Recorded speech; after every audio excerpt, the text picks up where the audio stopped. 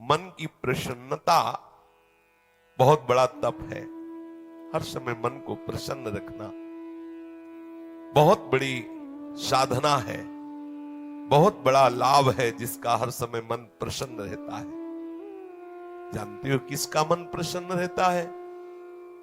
जिसका मन प्रभु से अपनापन कर लिया है। मन को सदैव प्रसन्न रखना है तो भगवत संबंध से ही मन प्रसन्न रह सकता है। ये मन चंचल क्यों रहता है, अशांत क्यों रहता है? ये जितना विषयों का चिंतन करेगा, जितना नाशवान परिवर्तनशील वस्तु व्यक्ति स्थान का संबंध स्वीकार करेगा, उतना ही जलेगा, उतना ही अशांत रहेगा, उतना ही चंचल रहेगा। त्यागात शांति अनंतरम, जितना ये सब वस्तु व्यक्ति स्थान का राग त्याग करेगा उतना ही शांत हो जाएगा, उतना ही आनंदित हो जाएगा, उतना ही प्रसन्न हो जाएगा। मना प्रसादः, यदि आप मन को प्रसन्न करना चाहते हैं तो किसी भी व्यक्ति वस्तु स्थान का इसे संबंध न रख ले पावे, ये सावधानी रखना। और होता क्या है, बोले चलो मनोरंजन करते हैं, कहां? किसी व्यक्ति में, किसी वस्तु में, किसी स्थान में, किसी द्रव्य में। होता क्या है, मनोरंजन होता नहीं, एक नई जलन, एक नई चिंता, एक नई कामना, एक नई वासना, एक नया फसाव। चले थे आनंद लेने और फंस गए। हमारा मन प्रसादः, मन प्रसन्न कब होगा? बहुत ध्यान की बात है। भगवान कह रहे त्यागात शांति अनंतरम, यदि आप शांति देना चाहते हो अपने मन को, आनंद देना चाहते हो, प्रसन्नता पाना चाहते हो, तो आप वस्तु व्यक्ति स्थान के संबंध से रहित कर दो अपने मन को। एकमात्र प्रभु के चरणारविंद में आप अपने मन को लगा दो, फिर आप देखें आपका मन सदैव प्रसन्न रहेगा। क्योंकि प्रभु अविनाशी है, वस्तु व्यक्ति स्थान परिवर्तनशील है। वो एक रस प्रसन्न रह ही नहीं सकता जिसका वस्तु व्यक्ति स्थान से संबंध है, नहीं रह सकता। क्योंकि वो एक रस नहीं है तो मन कैसे एक रस होगा? वो विनाशी है, परिवर्तनशील है, मूल में दुख है, केवल ऊपर से सुखद दिखाई दे रहा है। मन में अशांति, दुख, क्लेश, बंधन का कारण है किसी वस्तु व्यक्ति स्थान से अपनापन कर लेना। सूक्ष्मता से देख लीजिए, अभी हम यही फंसे हैं, चाहे हम ज्ञानी भगत हो चाहे प्रेमी भगत हो, अभी केवल मन के भगत हैं, मन को अभी भक्ति के मार्ग में नहीं खड़ा कर पाए। किसी भी वस्तु व्यक्ति स्थान से राग न रह जाना ये वैरागी का लक्षण है। समस्त वस्तु व्यक्ति स्थान में एकमात्र सच्चिदानंद आराध्य देव को देखना ये अनुरागी का लक्षण है। हम देखें कि हम ना तो वैरागी है ना अनुरागी है, हम तो रागी है। हर वस्तु व्यक्ति स्थान से हम सुख भोगना चाहते हैं। देख लो, अगर ऐसा नहीं तो फिर मन जाएगा ही नहीं। जब तक सुख की लालसा नहीं तब तक मन जाने वाला नहीं। इसको जहां जहां सुख का मिलने का भाव है वहीं वहीं ये जाता है। जब धन, संपत्ति, स्त्री, पुत्र, नाना प्रकार की भोग सामग्री, इनमें हम अपनापन कर लेते हैं तो मन हमारा चंचल हो जाता है। सबका प्रश्न होता है, मन भजन में नहीं लगता, चंचल है। मन चंचल आपने किया है, आपको ही छोड़ना पड़ेगा। आपने वस्तु व्यक्ति स्थान से संबंध कर लिया है, वो चंचल, परिवर्तनशील, नाशवान, वही लक्षण मन को आ रहे। और आप अविनाशी प्रीतम से अपना संबंध कर लो, देखो कितना आनंद मन में रहता है, कितनी प्रसन्नता रहती मन में। भगवत चरणारविंद का आश्रय लेने वाला हर समय प्रसन्न रहता है, ये पहचान है।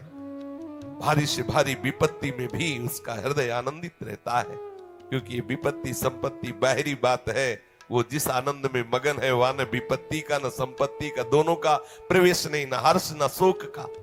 इसलिए मना प्रसादः, साधक ध्यान दे संतुष्टः येन केनवा। हर परिस्थिति में मन को प्रसन्न करना सीखे, प्रसन्न रखना सीखे। परिस्थिति में प्रसन्न तभी रह सकते हैं जब भगवत चरणारविंद का आश्रय नहीं। कभी परिस्थितियां किसी को चैन नहीं लेने देती, कभी संयोग, कभी वियोग, कभी हर्ष, कभी शोक, कभी अनुकूल, कभी प्रतिकूल, कभी मान, कभी अपमान, इसी द्वंद्व में हम पिसते रहते हैं। तो मन कहां प्रसन्नता का अनुभव कर पाता है।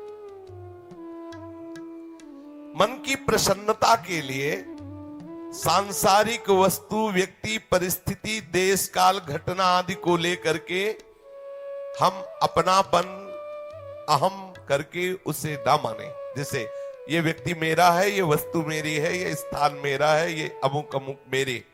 अब आपका मन प्रसन्न नहीं रहेगा, जलेगा, अशांत रहेगा।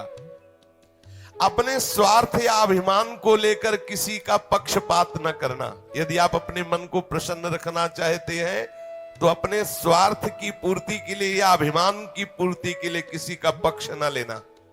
किसी का मंगल करने के लिए, किसी को आनंद प्रदान करने के लिए हम भले सलाह दे दें, लेकिन अपना अहंकार पोषण करने के लिए, अपने स्वार्थ की पूर्ति के लिए हम पक्षपात न लें। नहीं, हमारा मन प्रसन्न नहीं रह पाएगा।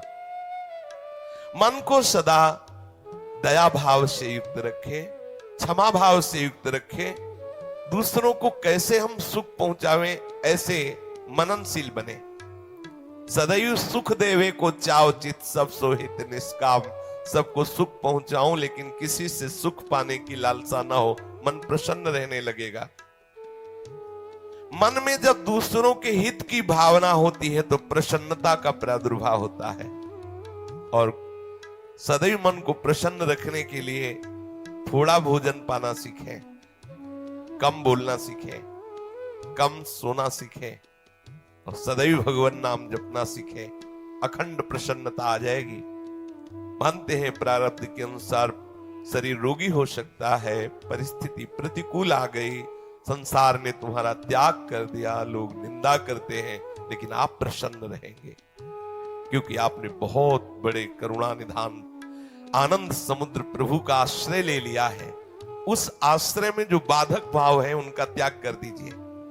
अधिक भोजन करने वाला कभी प्रसन्न नहीं रह सकता। और बड़ी विचित्र ये जिह्वा है, ऊब गए भगवान। रोज से पवाओ लेकिन रोज नए नए पदार्थ, पेट बढ़ता चला जा रहा है, मांस पेशियां बढ़ती चली जा रही, कब्ज बढ़ती चली जा रही है और जिह्वा खाते खाते बूढ़ी होने जा रही, फिर भी और खाओ और खाओ। पता नहीं कब तक खाओ खाओ खाओ। भोजन पर साधक ध्यान दे, नहीं तो आनंद का जो विषय, मन की प्रसन्नता है, वो आप नहीं धारण कर पाएंगे। बोले हित परमित भोजी, थोड़ा सरल, स्वाद रहित, स्वास्थ्य वर्धक, सतोगुणी भोजन पाया जाए। स्वाद रहित भोजन बहुत आवश्यक है भजन मार्ग में, बहुत आवश्यक। ये अधिक मीठा, चटपटा, खट्टा, ये वो सब कामोत्तेजना पैदा करता है, कब्ज बनाता है, मन को चंचल करता है। कई तरह के भयानक ऐसे दोष जो हमारी साधना में हानिकारक है। पक्का समझ लीजिए, ये अनुभूत बात कहते हैं। भोजन जितना सरस होगा, भजन उतने चौपट होगा। पक्का समझ लो। ये भोजन बहुत घातक वस्तु है, बहुत घातक वस्तु है। साधक इस बात पर ध्यान दे, ये भोजन हमें मारे डाल रहा है। हमारा जीवन भगवत प्राप्ति के लिए है और ये आज पा लिया, वो पा लिया, ये गुलाब जामुन, ये लड्डू, ये वो, बस बुद्धि में विचलता, भगवत चिंतन रहित और नाना प्रकार की वासनात्मक खेल की कामनाएं, कल्पनाएं, ये भोजन के कारण। बहुत आवश्यक है भोजन सुधारना। भोजन नींव है परमार्थ की। जैसा खाओ अन्न वैसा बने मन। तो मन प्रसाद कैसे प्राप्त होगे, क्योंकि आपका भोजन ठीक नहीं है। बहुत सावधान, बहुत सात्विक और नियमित परमित भोजन हमें मन प्रसादा स्थिति में निश्चित प्रतिष्ठित कर देगा। दूसरा, नित्य में एकांत सेवी। उपासक को चाहिए कि कम लोगों से मिलने का स्वभाव बनाए। सत्संग सुना या गुरुजनों के पास बैठकर जो प्रश्न उत्तर हुए, बस चुपचाप एकांतवास करने का अभ्यास होना चाहिए। हर समय हम किसी से बात करते रहें, हर समय हम किसी से मिले रहें, हर समय कोई हमारे समीप रहे, तो हमारी अंतर्मुखता नहीं हो। भले वो हमसे बात न करे, लेकिन हमारी अंतर्मुख वृत्ति में वो बाधक हो जाएगा। इसलिए साधक को चाहिए क्यों एकांत सेवी बनने का स्वभाव बनाए, ज्यादा किसी से बात नहीं कर। वैसे बात करने का नियम तभी रखना चाहिए जब कोई आपसे प्रश्न करे और प्रश्न का उत्तर आवश्यक है देना, उत्तर देने से उसका मंगल होगा तो ही बात करें, नहीं ना करें। बहुत कम जीवन है हमारा, बहुत कम समय है। हम अगर व्यवहार प्रपंच की सत्ता को सत्य मान कर केवल यही हमारा कर्तव्य है, यही ऐसा व्यवहार का निर्वाह करना, तो हम भगवत साक्षात्कार कब करेंगे? कब हमारे हृदय में वो अखंड प्रसन्नता, कब हमारे हृदय में वो अखंड विकलता भगवत साक्षात्कार की होगी? और बोले वाणी से हितकर मृदु वचन बोले, एकांत सेवन करे और नींद भी एक नियमानुसार करे। स्वल्प निद्रा विहारा, स्वल्प सोने का समय बनाए।